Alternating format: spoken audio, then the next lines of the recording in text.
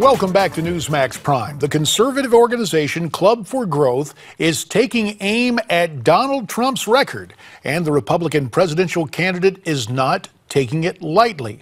Miranda Kahn rejoins us, this time from the Newsmax newsroom, to explain. Miranda? JD, far be it from Trump to take things lightly. The Republican presidential candidate is now threatening to sue Club for Growth in a multi-million-dollar lawsuit over attack ads. Wants us to think he's Mr. Tell It Like It Is, but he has a record, and it's very liberal. Trump's campaign ordered a cease and desist to the conservative-leaning group. This after it put out a series of attack ads targeting Trump for being too liberal. The president for Club for Growth, David McIntosh, recently appeared on Newsmax's Hardline. Here's what he had to say prior to this most recent threat. He's not really this outsider who's going to change Washington. He's just like all the other politicians, where he'll say whatever it takes to get elected. But the truth is, when he gets here, he would be a disaster on economic policy. Well, in true Trump fashion, he hasn't backed down. In a statement to CNN, he said this: "I am not surprised the dishonest, irrelevant, and totally failing Club for Growth has resorted to attacking the definitive frontrunner, especially after I refused to contribute to their pathetic group." The big question now, JD, is will he turn his threat into action? Back to you. Thanks, Miranda. For more, let's welcome in the aforementioned president of the Club for Growth, David McIntosh, my old congressional colleague. He joins us via telephone from Houston, and also checking in via Skype from Connecticut, the former Lieutenant Governor of New York, Betsy McCaughey. David, you guys have a problem with Trump. What is the big deal that has you launching these ads? So it's two things, JD. First, that his record has been repeatedly for raising taxes, particularly the way the Democrats like to, and sucking it to the rich. He's against free trade. He's for single-payer health care, for using eminent domain to take people's property and turning it over to developers. None of those are good free market conservative economic policy. And we're telling the voters in Iowa about his record. The second is, though, he's the classic politician, where he's pretending to be something he's not. He says he's a conservative, but has all of these liberal positions. Now, I know a lot of people are mad at Washington and the failure of the Republican leadership to really change things this time. And we are too, but Trump would make it worse, not better. Well, Betsy, you just heard the bill of particulars that David laid out. Make the conservative case for Trump. Well, first, let me say I've always been a huge admirer of the Club for Growth. But in this case, I'm concerned that the club is worried about keeping Trump out of the club rather than promoting growth. The fact is that Trump's presence in this race has set the nation on fire.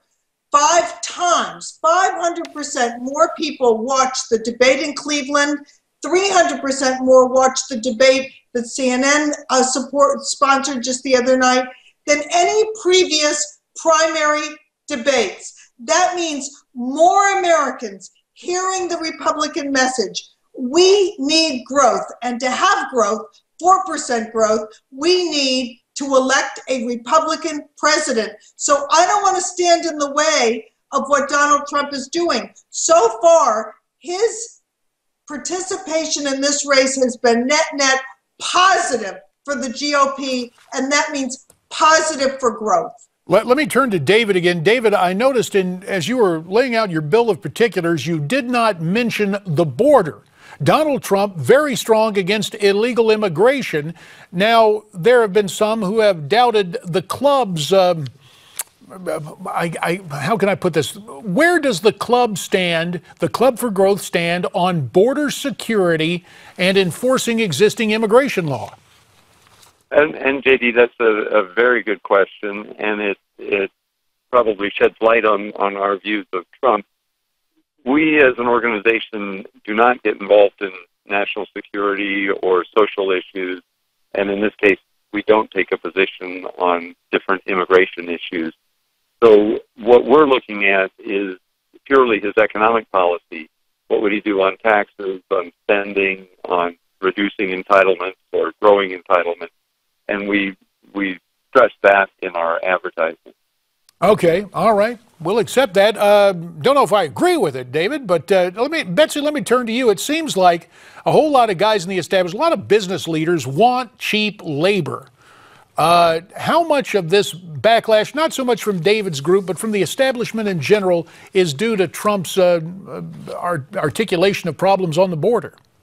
Maybe so. That could be true. But the fact is that most Republicans understand that thus far in the race, Trump has been making a very positive contribution to broadening the appeal of the Republican Party, not narrowing it. Many more people are interested in the Republican race at this point than ever before. And I know that Donald Trump is controversial, but the fact is he's doing the GOP such a favor, they should be on their knees thanking him.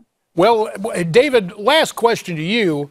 Trump, I guess, has had his lawyers speak out on this. They're taking a close look at some of the things used in the ad. Are you worried that Trump is going to file suit against the Club for Growth? 30 seconds for the last word, David.